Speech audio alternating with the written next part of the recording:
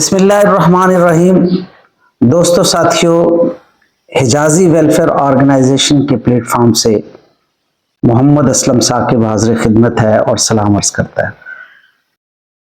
دوستو، رشتے دو طرح کے ہوتے ہیں، ایک خون کا رشتہ، ایک دودھ کا رشتہ۔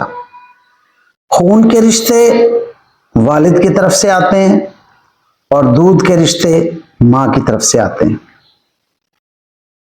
تو جو والد کی طرف سے ہوتے ہیں ان میں دادا دادی، چچا چچی، تایا تائی، پھوپھی پھوپھا اور اسی طرح ان کے بچے۔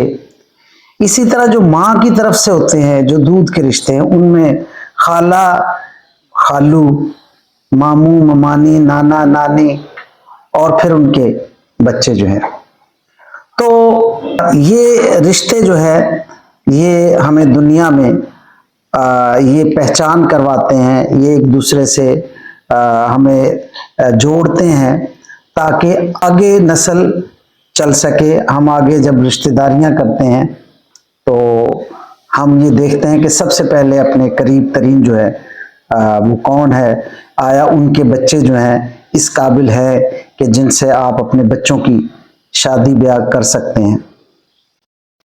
لیکن میرا موضوع آج جو ہے وہ صرف رشتہ ہے کہ رشتے احساس کے ہوتے ہیں۔ اگر احساس ہے تو خون کا رشتہ بھی رشتہ کہلاتا ہے۔ اسی طرح اگر احساس نہیں ہے تو خون کا رشتہ بھی کوئی اہمیت نہیں رکھتا۔ اگر احساس ہے تو غیر بھی اپنا رشتہ دار بن جاتا ہے، اور اگر احساس نہیں تو خون یا دودھ کے رشتے بھی کوئی حیثیت نہیں رکھتے۔ آپ نے اکثر دیکھا ہوگا، اور یہ آج کی کہانی نہیں ہے، یہ اگر آپ حضرت آدم علیہ السلام سے اگر آپ آغاز کریں تو اس وقت بھی دیکھیں حابیل اور قابیل سگے بھائی تھے، لیکن احساس نہیں ہوا تو قابیل نے حابیل کا قتل کر دیا۔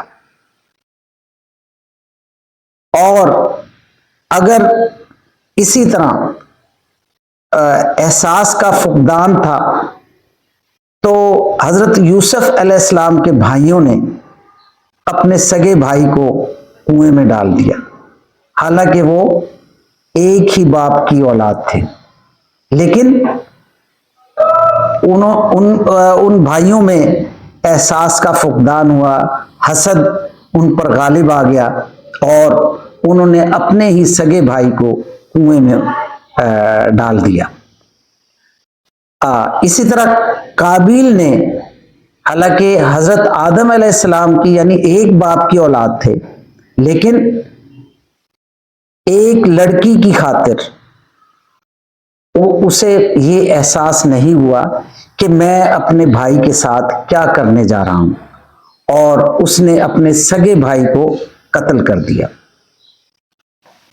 دوستو ساتھیوں، اگر احساس نہیں تو کچھ بھی نہیں،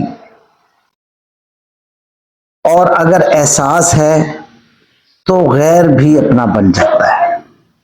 آپ نے اکثر دیکھا ہوگا کہ کچھ جو لوگ حساس ہوتے ہیں، ایک دوسرے کا احساس کرتے ہیں تو وہ اس پر جان نچھاور کر دیتے ہیں، اس کے لیے اپنے تن من دھن سے اس کی مدد کرتے ہیں۔ ہمارے یہاں بہت سارے ایسے واقعات آپ کے سامنے آپ نے سنے بھی ہوں گے، آپ نے دیکھے بھی ہوں گے، آپ کے ارد گرد ماحول میں بھی آپ نے یہ آپ کو نظر آتے ہوں گے۔ اور سب سے بڑی جو مثال جو ہے آج کے دور میں نہیں بلکہ آج سے 1400 سال پہلے ہمارے پیارے نبی حضرت محمد مصطفیٰ صلی اللہ علیہ وآلہ وسلم کے دور کی بات ہے کہ حضرت بلال حبشی رضی اللہ تعالی عنہ، جن کا کہ آپ سے نہ خون کا رشتہ تھا نہ دودھ کا رشتہ تھا، کون سا رشتہ تھا؟ احساس کا. اور یہ احساس ہمیں دین اسلام نے سکھایا. ہمارا جو دین ہے، ہمارا جو مذہب ہے اسلام، وہ ہمیں احساس کا رشتہ دکھلاتا ہے. تو آپ صلی اللہ علیہ وآلہ وسلم نے اسی رشتے کے تحت محسوس کرتے ہوئے حضرت بلال حبشی کی جان بخشی کروائی. وہ غلام تھے، ان کو آزاد کروایا.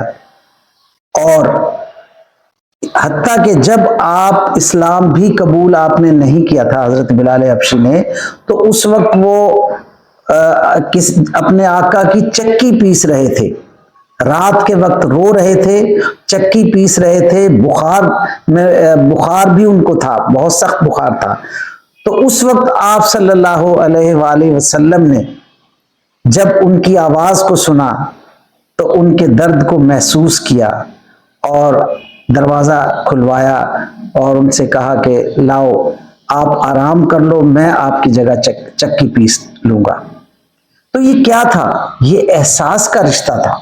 اس وقت تک حضرت بلال حبشی مسلمان نہیں ہوئے تھے، لیکن آپ صلی اللہ علیہ وآلہ وسلم کے دل میں احساس تھا، غریبوں کا احساس تھا، مجبوروں کا احساس تھا. اور آپ نے اس احساس کو سامنے رکھتے ہوئے حضرت بلال حبشی کی مدد کی. تو دوستو، ساتھیو، آج صرف آپ سے میں یہی ایک ریکویسٹ کروں گا کہ دیکھیں، رشتے ناتے اپنی جگہ ضرور ہیں، ان کی ہر جگہ پر اہمیت ہے، لیکن ان میں اگر آپ احساس کو اولیت دیں گے تو انشاءاللہ تعالی وہ رشتہ اور مضبوط ہو جائے گا. لیکن اگر آپ کے دل میں احساس نہیں ہے تو پھر وہ خون کا رشتہ، وہ دودھ کا رشتہ کوئی حیثیت نہیں رکھتا. اللہ تعالی ہم سب کو ایک دوسرے کا احساس کرنے کی توفیق عطا فرمائے. آمین یا رب العالمین. Thank you very much.